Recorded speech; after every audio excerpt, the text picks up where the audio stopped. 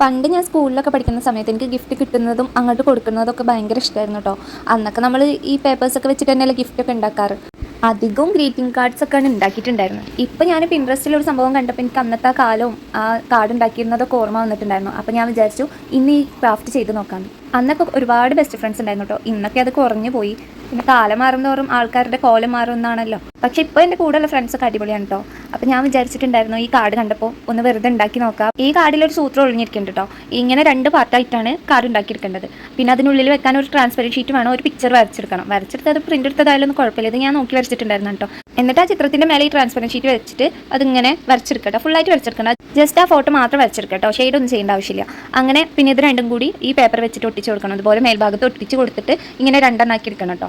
എന്നിട്ട് പിന്നെ ഒന്നുമില്ല, നമ്മൾ ആദ്യം ഉണ്ടാക്കിയെടുത്ത കാർഡ് 2 പോർഷൻ അല്ലേ. അപ്പോൾ അതിൽ ഒരു കളിയിൽ ഈ പിക്ചറും മറ്റേ കളിയിൽ നമ്മൾ വരച്ചാൽ മറ്റേ പിക്ചർ വെച്ച് കൊടുക്കട്ടോ. പക്ഷേ അതിങ്ങനെ പൊക്കി കാണിക്കുമ്പോൾ ഒരുപോലെ ഉണ്ടാവും, കളർ ഇതുപോലെ ഉണ്ടാവും കേട്ടോ. അതാണ് ഇതിലെ മാജിക് വരുന്നത്.